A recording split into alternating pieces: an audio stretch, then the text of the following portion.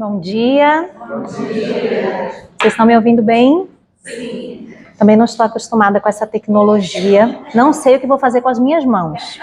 Que o Senhor me ajude a usá-las bem para não atrapalhar vocês e não atrapalhar a mensagem que o Senhor trouxe para nós hoje. Irmãs, eu estou muito feliz de estar aqui. Essa reação quando dizem que eu tenho 5 filhos, eu já estou acostumada. O pessoal fica assim, o quê? 5 filhos? Ainda tem gente doida assim? Conheço muitos.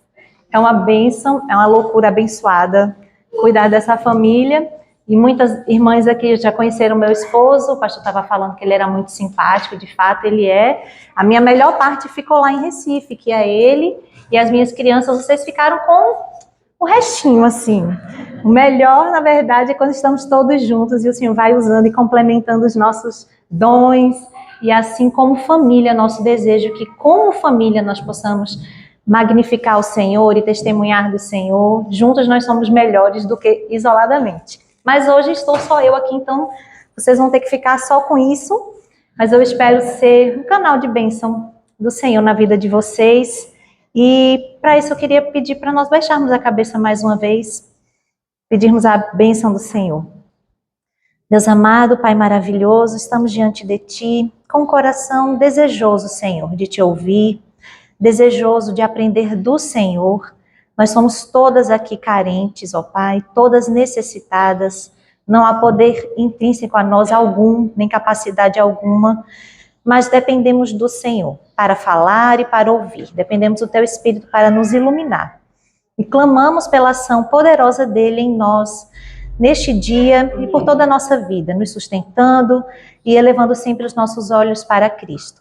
Que façamos isso, ó Deus, durante este dia, que olhemos para Cristo, busquemos nele tudo que nós precisamos para viver de forma que Te agrade. É a nossa oração, em nome de Jesus. Amém. Amém. Bom, não sei quantas aqui são presbiterianas e cresceram na igreja presbiteriana. Talvez vocês saibam que esse mês de agosto, para a nossa igreja, é um mês diferente, porque é um mês que a nossa igreja se dedica a falar sobre missões. E é assim porque foi nesse mês de agosto, há 164 anos, que o nosso pioneiro, o missionário norte-americano Ashbel Green Simonton, começou o trabalho presbiteriano a partir daqui do Rio de Janeiro, e assim o evangelho foi alcançando os vários lugares do nosso país. Então, por conta disso, a nossa denominação estabeleceu o mês de agosto como mês de missões, e nossas igrejas costumam, nesse mês, dar uma ênfase ao chamado missionário, e nós trazemos missionários apoiados pela igreja para pregarem, para darem seus relatórios. Nós oramos mais intensamente por novas vocações e pelas missões.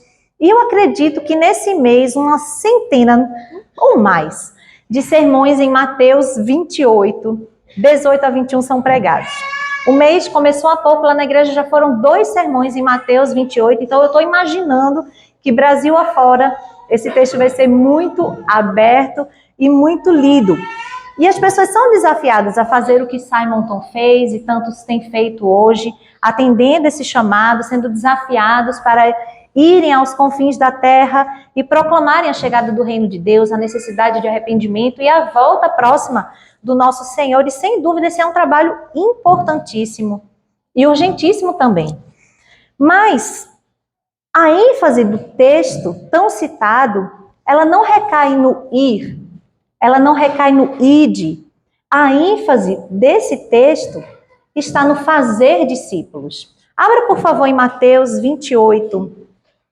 Nós vamos ler, então, dos versos 18 a 20. Esse não será o nosso texto hoje, mas para vermos a ênfase que o Senhor Jesus está dando aqui aos seus discípulos. Jesus, aproximando-se, falou-lhes, dizendo: toda a autoridade me foi dada no céu e na terra. Ide, portanto, fazei discípulos de todas as nações, batizando-os em nome do Pai, e do Filho e do Espírito Santo, ensinando-os a guardar todas as coisas que vos tenho ordenado, e eis que estou convosco todos os dias, até a consumação dos séculos. A ênfase desse texto é que os discípulos que aprenderam de Jesus, que andaram com Jesus, ensinassem as pessoas a guardarem, ou seja, a obedecerem o que Cristo ordenou. E ao ouvirem isso, os discípulos entenderam que eles então tinham que fazer aos outros aquilo que Cristo fez com eles. Aquele era o modelo que Jesus estava deixando. Então, quando a gente observa a realidade do evangelicalismo brasileiro e a gente vê tantas pessoas vindo a Cristo, as igrejas crescendo, ou a gente poderia dizer até inchando, nós nos perguntamos, será que o que tem sido oferecido é essa caminhada com Cristo, uns com os outros, ensinando a guardar todas as coisas que o Senhor tem ordenado? O que será que essas pessoas estão buscando? Com o que elas estão sendo conquistadas? Porque aquilo com o que nós conquistamos é aquilo para o que nós conquistamos. O que essas igrejas estão, então, ensinando? Será que a vida dessas pessoas está, de fato, sendo transformada pelo poder do Evangelho? Elas estão sendo ensinadas a obedecer? Elas estão sendo discipuladas? Não falo no discipulado no sentido de uma ferramenta de crescimento de igreja, que muitas vezes as pessoas associam. Discipulado, então, é um método de crescimento de igreja. É uma lição em 10 dias, em 10 partes, que eu vou passar um ano. E discipulado é muito mais do que isso. Será que essas pessoas estão aprendendo de Cristo?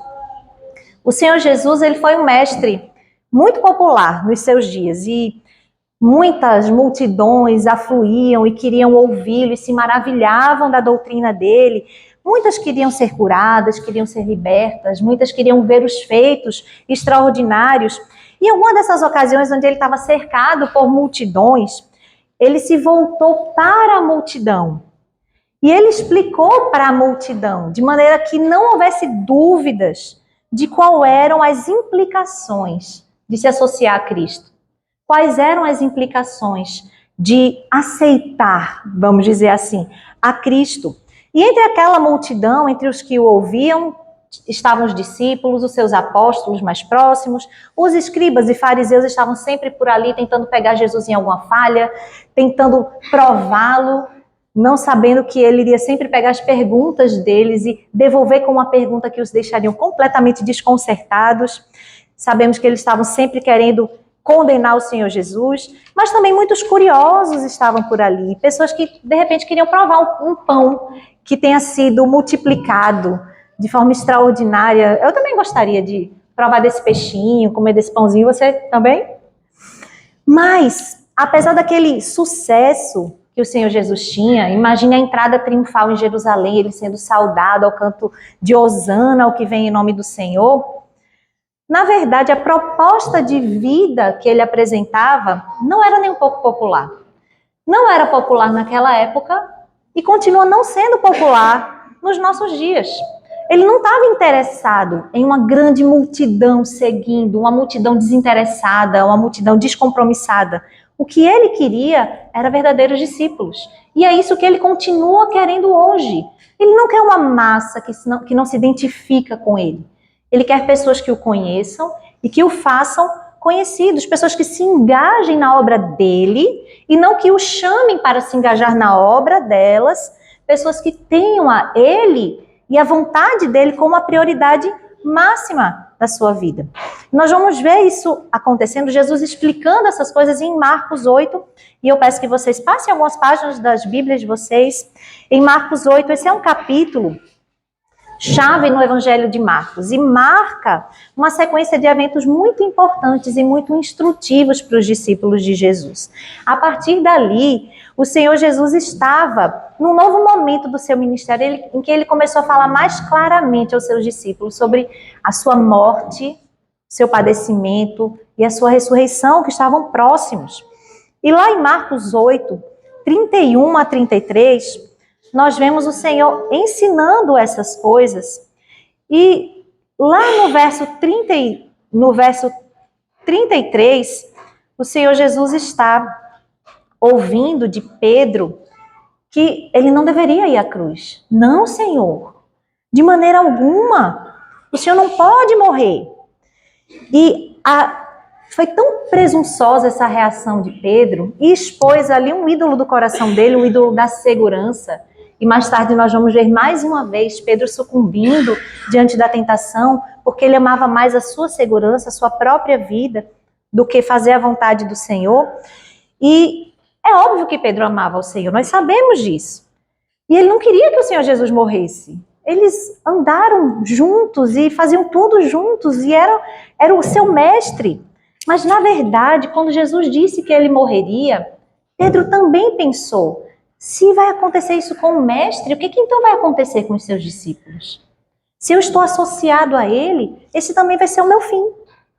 Eu também estou prestes a morrer. Então o Senhor Jesus repreende duramente Pedro. E ele tinha acabado de ser aquela boca que proferiu a declaração de fé: tu és o Cristo, o Filho do Deus vivo. Mas ele revelou ainda assim uma preocupação com a vida aqui e agora, e não a preocupação com o reino eterno.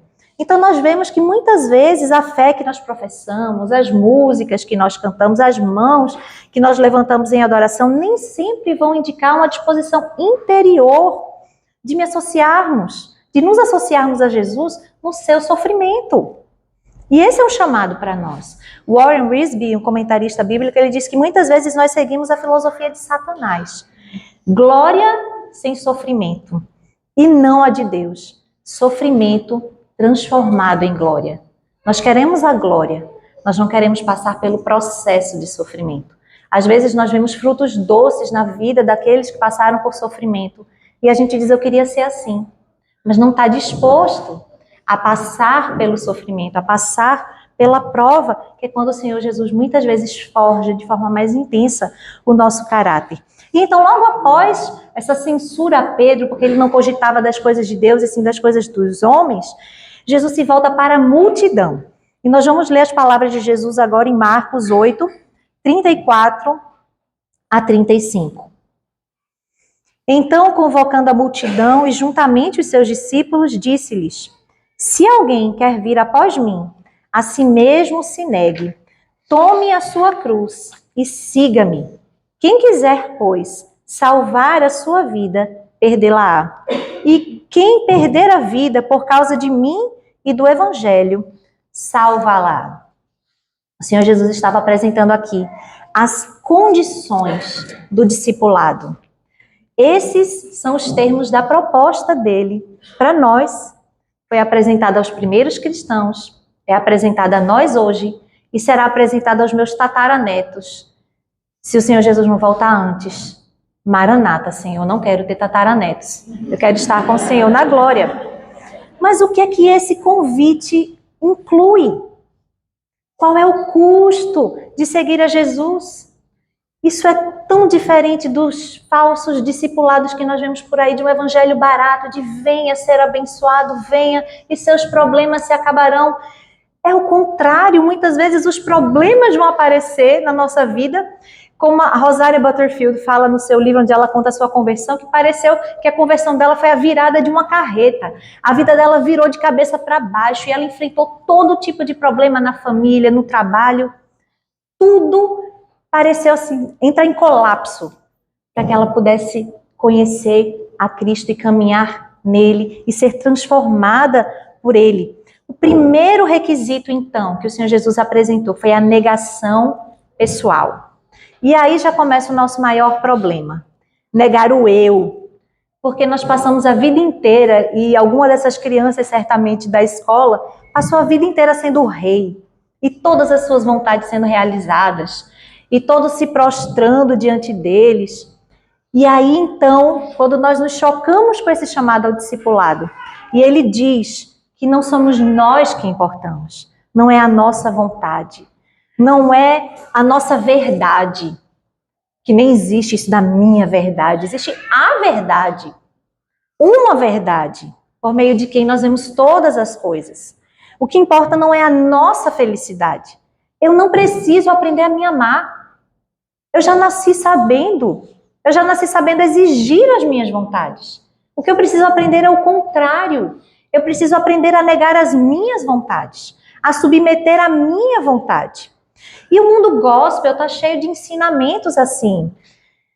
Parece tão espiritual, parece tão bonito e move o nosso coração. Mensagens que exaltam o eu, que põem a ênfase em mim, no que eu quero, no que eu posso, no que eu vou. E é como se eu chamasse Jesus para se juntar a mim e fazer o que eu quero e me abençoar em fazer os meus planos acontecerem e não o contrário. E a gente tem essas mensagens às vezes passando pelos nossos grupos de zap na igreja. E às vezes chegam umas lá no grupo da nossa SAF e a presidente fica, o que é que eu faço agora? O que é que eu vou dizer agora? E aí entra trazendo a ênfase correta. E às vezes é engraçado que a mesma irmã que disse verdade, que bênção para a mensagem que exalto eu, diz verdade, que bênção para a mensagem que disse aquilo que a outra disse. Então muitas vezes nós estamos aqui ouvindo uma pregação sólida, fiel das escrituras, mas chega segunda-feira a gente põe lá uma pastora coach, pregando que você pode tudo, pregando que com Cristo você vai romper as barreiras, campeão, vencedor, Deus dá asas. Não é essa a teologia que nós aprendemos aqui. Não é esse o caminho do discipulado cristão. O caminho começa por negar a mim mesma. E essa espiritualidade que não nega, ou que não trabalha para a morte do meu ego, não tem poder. Não tem o poder da piedade. Não vai resultar na vida plena que o Senhor tem para nós. Negar o eu é uma das coisas mais arriscadas que nós podemos fazer. Porque eu entendo que o convite à vida que o Senhor está fazendo a mim é completamente diferente do padrão dos meus amigos e parentes que não conhecem a Cristo. É completamente diferente da que os crentes nominais das nossas igrejas, os domingueiros, estão vivendo. É completamente diferente dos apelos do mundo. É completamente diferente daquela influencer lá no Instagram que eu sigo, que tem aquela vida glamurosa, maravilhosa. É completamente diferente. Porque o que esses estão buscando é o que pode me dar prazer, é o que pode me dar satisfação, é o que pode me dar conforto, é o que pode me dar realização pessoal. Então nós temos sempre a tentação de colocarmos a nossa fé numa caixinha, como tem a caixinha da família, a caixinha do trabalho, a caixinha da igreja, e nós vamos ali tentando gerenciar a nossa vida de uma maneira que não vai requerer uma grande fé, que não vai requerer grandes sacrifícios, que não vai requerer um envolvimento com a obra de Cristo, de salvar e transformar a mim e aos outros através de mim. Essa é uma tentação real, de achar que eu posso compartimentalizar a minha vida. Ah, o que eu dou para o Senhor é aqui, no domingo. É aqui, o meu dízimo. Não tem nada a ver com como eu administro o resto da minha vida, ou o resto das minhas finanças, ou como é que eu me conduzo no meu lar. E não pode ser assim. Essa autopreservação do nosso eu, das nossas vontades, do nosso ego, vai ter um resultado exatamente oposto ao que ele está buscando. Ou eu vou negar o eu e seguir a Cristo, ou eu vou negar a Cristo e seguir o eu. Só tem dois caminhos. O segundo requisito que Cristo apresentou nesse texto foi: tome a sua cruz. E eu não tinha nunca pensado antes o que é que aquela multidão, o que é que os ouvintes de Cristo tinham entendido disso que ele falou, porque ele não tinha tomado a cruz ainda. Ele não tinha caminhado com o patíbulo até o Gólgota para ser crucificado. Mas eles já tinham visto isso acontecer. Porque a crucificação era um tipo de execução que os romanos realizavam. A pior de todas, inclusive, a mais cruel, a mais degradante de todas. Então eu imagino que ao ouvir tome a sua cruz, as feições das pessoas que já estavam chocadas do negue a si mesmo devem ter ficado assim, completamente alteradas. Devem ter retorcido a face. O que este homem está falando? Tomar a cruz. A justa punição de um criminoso, de um condenado, começava com uma caminhada, carregando aquela parte transversal da cruz, que era o patíbulo. E ele estava caminhando ali, sendo execrado pelas pessoas. Ele não tinha como escapar. Ele tinha sido subjugado pelo poder do Império Romano. E ele estava ali caminhando com o próprio objeto da sua execução. Essa era uma imagem de submissão. Essa era uma imagem de alguém que não estava mais com o poder e com o controle da sua própria vida. E a gente costuma dizer, né? A minha cruz, esse marido é a minha cruz. Essa criança rebelde é a minha cruz. O meu patrão é a minha cruz. E a gente vai trazendo essas coisas e vai desvirtuando o sentido real de tomar a cruz. E Tim Keller, falecido autor, ele disse o seguinte, que o sentido real de tomar a cruz é sujeitarmos-nos completamente a Jesus, ao seu senhorio, à sua palavra e ao seu ensino, e não vivermos mais como se todas as coisas orbitassem ao nosso redor. Porque nós fomos conquistadas, nós estamos debaixo de uma autoridade, de alguém que não só nos criou, e só por isso já tem total direito a quem ele criou, mas também porque ele nos comprou. Então nós nos submetemos a esse senhorio. Isso é tomar a cruz. É não nos preocupar mais comigo.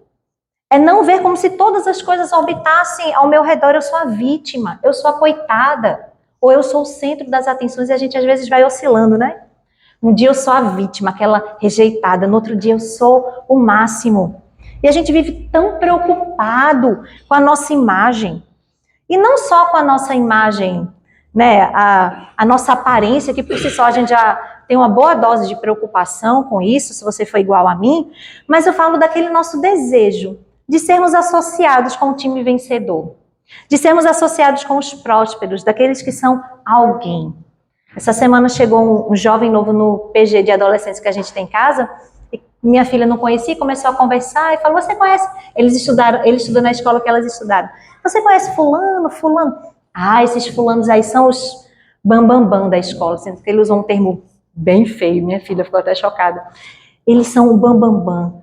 São aqueles que a gente vê, eu queria ter essa popularidade, eu queria que as pessoas me conhecessem também. E a gente vive, às vezes, como um adolescente, querendo essa associação com o grupo vencedor. Mas quem decide carregar a cruz, pelo contrário, vai ser exposto ao ridículo. Vai ser humilhado. Vai ser taxado de louco. Vai ser taxado de retrógrado. Porque não importa o tempo, nem importa o lugar, esse vai ser sempre um chamado contracultural. Às vezes o xingamento que fazem a nós é, você é radical.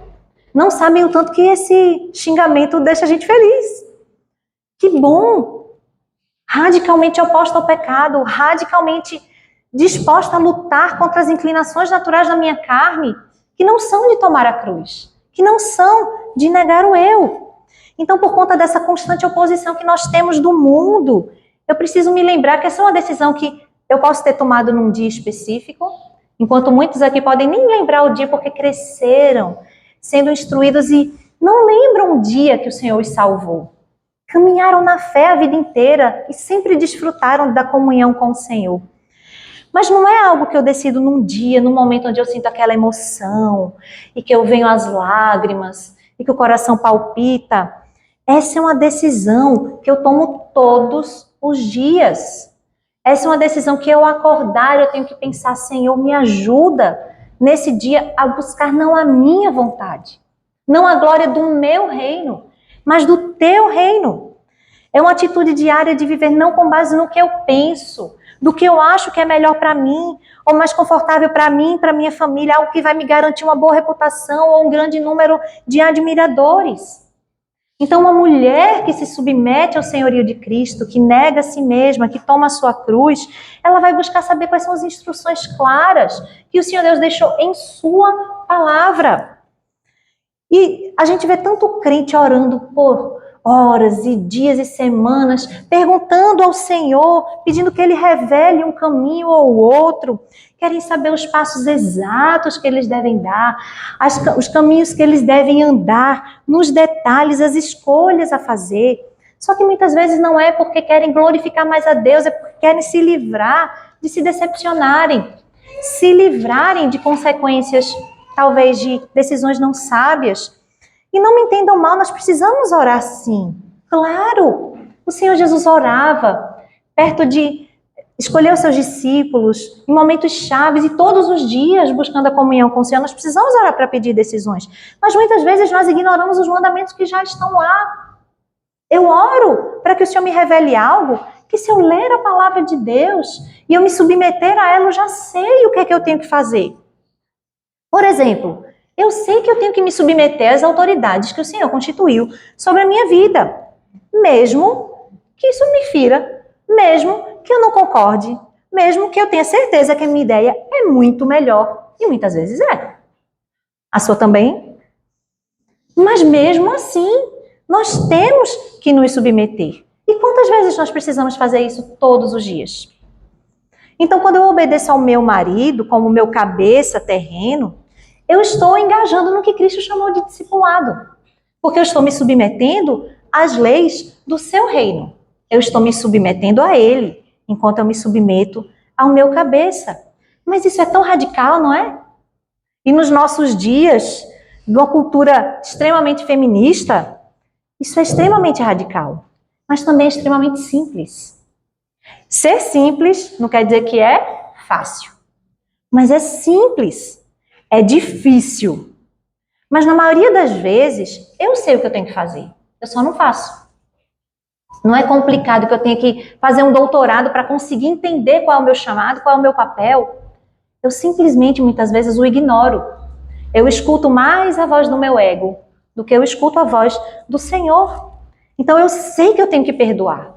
E eu sei que tenho que ser rápida em perdoar. Ai, mas eu fui tão ferida. Eu fui tão magoada. Você não imagina o que ele fez. Você não imagina como ele me machucou. Eu sei que eu preciso servir, mas eu estou tão cansada. Sabe, receber mais uma família.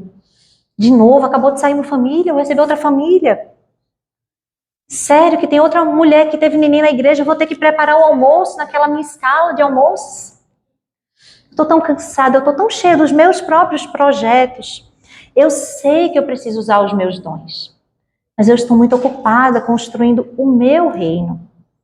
Eu sei que eu preciso morrer, mas eu estou tão agarrada à minha vida, à vida que eu penso que me satisfará. E eu não morro, e eu não me dou, e eu não sirvo, e eu não uso os meus dons. A terceira condição ao discipulado que Jesus apresenta nesse texto foi: siga-me. Negue-se a si mesmo, tome a sua cruz, siga-me. E eu fiquei me perguntando quantas de nós não gostaríamos de ter a história da nossa vida, um livro com desfecho. E ela entrou na glória e encontrou com o seu Senhor. Esse fim a gente já sabe, mas a gente queria saber os detalhes. O que é que tem na próxima esquina? E a minha amiga Simone, hoje, me fez vir dirigindo da casa dela até aqui. Em Recife, eu já sou terrível dirigindo. Vocês não imaginam. Eu dirijo pela fé que eu vou chegar e que aqueles que estão comigo também vão chegar em paz ao seu destino. E hoje eu trouxe almas preciosíssimas. E ela tinha que me dizer, daqui a 200 metros você vai entrar à esquerda. A gente tem o Waze, né? E ele vai dizendo, se você entender de mapa, você abre, você já vai saber. Isso não funciona para mim. Então eu tenho que dizer assim, é agora! Mas na nossa vida a gente gostaria de ter esse mapa que a gente abre. Se de preferência alguém avisar que tem um buraco ali, né? Que tem obras na pista. Mas não é assim que acontece. O chamado de seguir a Jesus não é um chamado que ele vai me detalhar por quais caminhos ele vai me conduzir. Quando a gente assina esse contrato, a gente está assinando uma folha em branco que diz assim, não é em branco, né? Porque diz, eu estou com você, eu te sustentarei, você estará comigo glorificada, livre dessas leves e momentâneas tribulações. Mas a gente gostaria desses detalhes. Mas não é o caminho do discipulado, porque não exigiria fé. Não exigiria que nós coloquemos a nossa confiança no Senhor, que Ele é quem Ele diz que Ele é. E que Ele vai fazer o que Ele disse que ia fazer. Que Ele faz. E certamente você tem experimentado que Ele é bom como Ele diz que Ele é bom. Que Ele é provedor como Ele diz que é provedor. Então, quando nós abrimos o controle, abrimos mão do controle da nossa vida, nós não fazemos isso porque nós nos odiamos, porque nós não queremos ser felizes. E quem de nós não quer? Não é porque a gente gosta de sofrer, não. Não é porque a gente não tem as nossas próprias ideias do que seria melhor para nós. Nós temos. Mas é porque nós cremos que Deus é bom. E que as dores que nós vamos sofrer por nos associarmos a Ele serão usadas por Ele. e serão aliviadas por Ele também. E serão eternamente recompensadas. E quando a gente põe a eternidade diante de nós, como Jonathan Edwards fazia, e orava para que ele tivesse sempre diante de si a eternidade, em cada dia, em cada decisão, nós colocamos as coisas na perspectiva correta. O que são esses 90 anos que o Senhor Deus nos conceder aqui? O que são essas leves e momentâneas tribulações por nos associarmos a Cristo? Nós cremos que Ele vai fazer com que todas essas tribulações, elas cooperem para o nosso bem. E para aquilo que é verdadeiramente o nosso bem maior, que é sermos conformadas à imagem de Cristo. Ou seja, sermos suas discípulas. Então, seguir a Cristo é um caminho de imitar a Cristo. E é isso que o Senhor está fazendo em nós. Usando coisas boas, pregações e lutas, e rejeições e sofrimentos por conta de Cristo. Quando eu o sigo, eu vou andar por onde Ele andou. Se Ele andou por aqui, eu vou andar por aqui. Não quer dizer que você vai a Jerusalém fazer a peregrinação, se puder vá, que é maravilhoso. Não é isso. É andar como Ele andou. E a gente escuta tanto aquele livro famoso, né, Nos Seus Passos, o que faria Jesus? Eu não preciso fazer essa pergunta especulativa. Eu sei como Jesus andou. Eu sei os caminhos que Ele trilhou. Foram os caminhos da obediência, o caminho da humildade, o caminho da entrega completa ao cumprimento da vontade não dele, mas do Pai. É o caminho do discipulado, de caminhar com outras pessoas para forjar também nelas, pelo poder do Espírito, a Cristo. Essa é a carreira que está proposta a nós. Eu não precisar nessa situação, o que faria Jesus? Ele perdoava. Ele tinha uma palavra de sabedoria, de graça. Ele se humilhava. Ele era manso. Essa é a caminhada que eu tenho que trilhar. E eu só consigo trilhar porque Ele trilhou antes de mim. Só Ele, por ter caminhado assim, é que pode me capacitar a caminhar assim também. A suportar a humilhação, a suportar a rejeição. E Ele trilhou esse caminho de submissão e obediência antes de nós. Ele foi experimentado e tentado em todas as coisas, então eu também posso caminhar, mesmo em direção à morte, como Ele caminhou, não considerando, como o apóstolo Paulo fala, a minha vida como preciosa para mim mesma. Mas dificilmente alguma de nós vai para um campo de concentração por pregar a Cristo, por crer. Dificilmente alguma de nós vai ser fuzilada porque não quis negar sua fé. Mas Ele ainda assim nos chama para morrer. Pequenas mortes diárias. Para a nossa vontade, para o nosso ego, para o nosso eu. E a irmã Heloísa falou do exemplo de Cristo ao se cingir com a toalha e desempenhar a tarefa que era do servo mais humilde. O mais desqualificado era responsável por esse trabalho de lavar os pés. Imagina os pés de quem andava por aquelas estradas poeirentas ou lamacentas. Não era nada agradável se inclinar e lavar os pés. E o discipulado é essa lavagem de pés colocada em prática. A Igreja Católica viu esse exemplo e eles têm a cerimônia do lava-pés. Uma vez por ano está lá o Papa lavando os pés dos seus cardeais ou bispos ou sei lá de quem. Não é isso. Não é isso que a gente precisa reproduzir e imitar. Mas a disposição de se vestir com vestes de humildade, de se inclinar e de ter contato com a sujeira dos pés de outra pessoa, que também precisa ser humilde para ter os seus pés lavados porque estão sujos e calejados. Eu odeio meu pé, eu acho a coisa mais horrorosa. Alguém mexer no meu pé, eu ia ficar envergonhada. Imagina tendo caminhado longas jornadas, tendo me ferido, tendo me sujado. Então, essa imagem forte, esse exemplo que o Senhor nos deixou, de alguém que era Senhor e Rei, que era o Mestre, e ainda assim se inclinou para servir, oferecendo alívio, oferecendo refrigério. É isso que nós temos que fazer uns com os outros. E esse alívio e refrigério que nós oferecemos, como não mais precisamos ter os nossos pés lavados, já tomamos o nosso banho, já estamos com os pezinhos limpinhos, talvez com tênis pé baruel, já estamos com os nossos sapatinhos bonitinhos, talvez algum com calo, outro não. Não é isso. É esse envolvimento próximo, essa disposição em me inclinar para aliviar o outro através da ministração da palavra, através do encorajamento, através do aconselhamento, através do discipulado. Eu vou mostrar o amor que o Senhor Jesus estava exemplificando ali, mas também ordenando ali. Não é algo opcional a vida do discípulo. Então nós ajudamos uns aos outros a ser mais puro, a ser mais limpo. Nós admoestamos uns aos outros para que pensemos biblicamente acerca de tudo na vida. E nós fazemos isso para nos ajudar a não tropeçarmos, a não trazermos escândalo para o Evangelho, a vermos que o nosso irmão, que nós estamos caminhando de uma forma santa, de uma forma que traz glória ao Senhor, que recomenda o Evangelho do Senhor. Aqueles discípulos tiveram não apenas os pés lavados pelo Senhor, eles tiveram a vida purificada, lavada, por meio do sacrifício de Cristo, e eles foram então habilitados a servir a Cristo, a se associar com Cristo.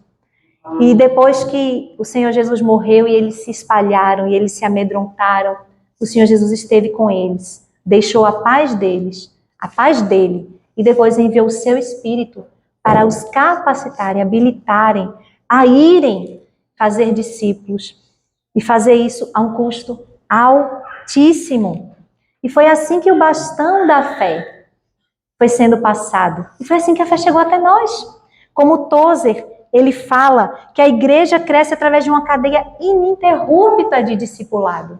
Nós vamos passando esse bastão à próxima geração, nós vamos falar sobre mães e filhas, e esse é um ponto importante, mas a igreja caminha assim, passando o bastão da fé e pagando custo para isso.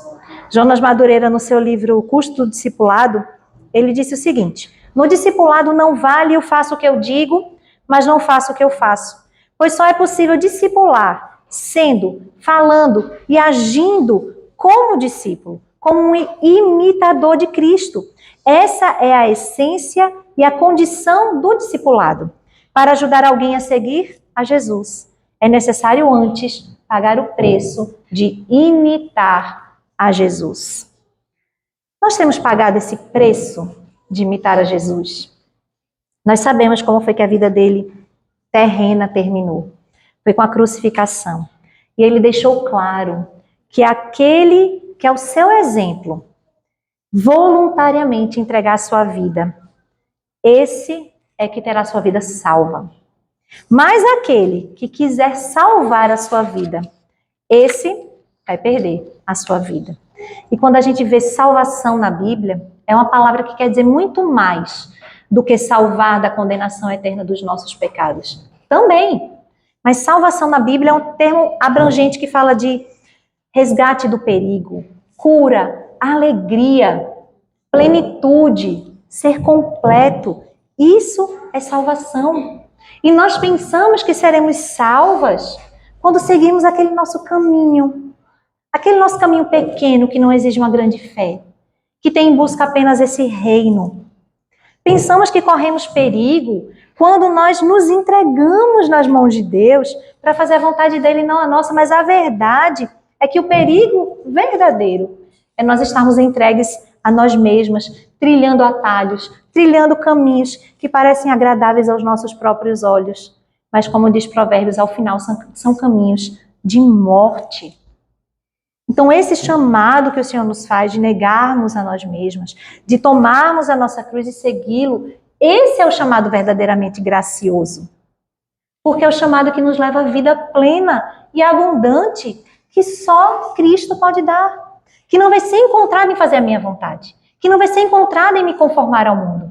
Mas que será encontrada em Cristo. E o que eu recebi de Cristo, como um dom gratuito, eu também preciso ofertar. Eu também preciso entregar.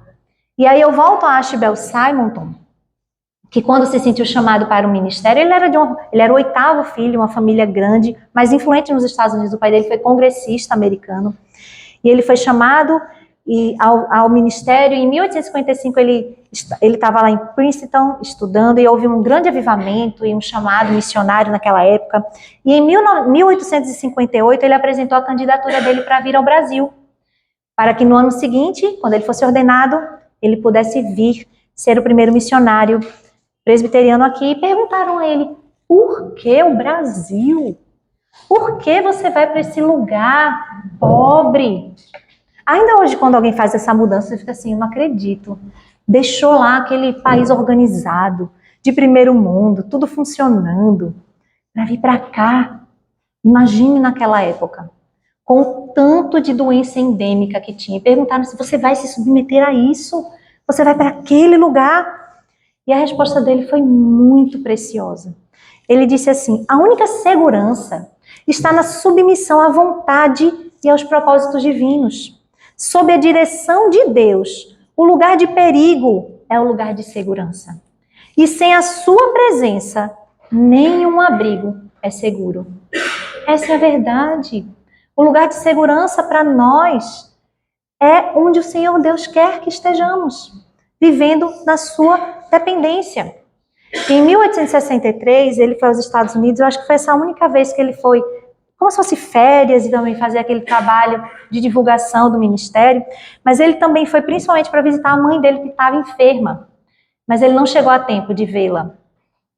Mas o propósito do Senhor com essa viagem também era que ele conhecesse a sua esposa, Helen. E ele conheceu e vieram para o Brasil. E no mesmo ano ela engravidou. No ano seguinte ela teve a filhinha deles. E com 9 dias, depois de ter dado à luz a sua filha, ela partiu, devido a complicações no parto. E até hoje nós sabemos que muitas mulheres também perdem suas vidas. Imagine naquela época. E naquele tempo difícil que o Aspel enfrentou, o Senhor levantou um amigo, um cooperador, para andar junto, para apoiar, para sustentar. Foi o George Chamberlain. E assim, ele continuou o seu trabalho de pregação e realizava viagens, desbravava novos campos. E para que ele pudesse fazer isso e trabalhar na formação de líderes para a igreja, ele abriu um seminário. Ele precisou da ajuda da sua irmã Elizabeth, que era casada com um pastor, e foi quem ficou cuidando da sua filhinha enquanto ele trabalhava. Imagina que difícil você ter perdido a sua esposa, e agora você ter a sua filhinha pequena, sem a mãe, deixar os cuidados de alguém, e seguir, obedecendo o chamado do Senhor, de discipular, de pregar o evangelho. E algum tempo depois, em 1867, pouco antes de completar 35 anos, ele teve uma febre biliosa e faleceu. Foi um ministério curto e nós estamos aqui porque o Senhor levantou homens como ele para pregarem, para discipularem. Mas o plano de Deus para a minha vida não vai ser igual ao plano para a vida do nosso irmão Ashbel, nem igual a do seu amigo que esteve caminhando com ele, mas certamente vai envolver estar junto com alguém, ajudando nos momentos de dificuldade. Não é igual ao chamado da Elizabeth para cuidar de um filho que não era seu, talvez antecipando alguma fase da vida que ela iria viver mais à frente com seu marido, com seus próprios filhos. Mas muitas vezes pode ser sim, criar alguém que você não deu à luz, por meio da adoção, seja como filho na fé, seja como filho. Mas cada um dos santos, cada um de nós, é chamado para abraçar os propósitos de Deus, não os nossos, sejam eles quais forem. Então, muitas vezes o nosso chamado vai envolver submetermos a um marido difícil, incrédulo, que não entende as nossas escolhas na vida, que está sempre tripudiando da nossa fé, ou ridicularizando aquilo que nós fazemos. Pode ser enfrentar um câncer com contentamento, aproveitando essa oportunidade, não só para se fortalecer no Senhor, mas para testemunhar que Ele é bom em meio a qualquer situação. Esse chamado pode envolver cuidar de pais idosos, ao invés de deixá-los num asilo, onde eles não vão ter amor, onde eles não vão ter a família próxima nos últimos momentos de suas vidas. Pode ser um chamado para você se responsabilizar pela educação dos seus filhos, ao invés de você terceirizar para uma babá, para a televisão, ou para quem quer que seja. Pode ser o chamado para caminhar com uma irmã que acabou de chegar, que está descobrindo a fé e que precisa ver na sua vida a aplicação dessas doutrinas preciosas que nós ouvimos, que nós conhecemos e que nós lemos na palavra. Todas nós precisamos de modelo de fé e piedade, não importa em que estágio da caminhada nós estejamos. Pode ser que isso inclua uma mudança completa de vida. Pode ser que o Senhor lhe chame daqui para o outro lado do mundo. Deixar sua terra, deixar seus parentes, deixar tudo para ir para onde o Senhor conduzir. Pode ser. Mas seja como for, o discipulado sempre vai ter um objetivo, de nos tornar peregrinos. E de nos lembrar de que somos peregrinos, que não pertencemos a esse mundo, que essa não é a nossa casa, que eu não posso fincar minhas raízes aqui, que eu não posso viver nos padrões daqui, com a mentalidade daqui, porque eu sou de outro lugar.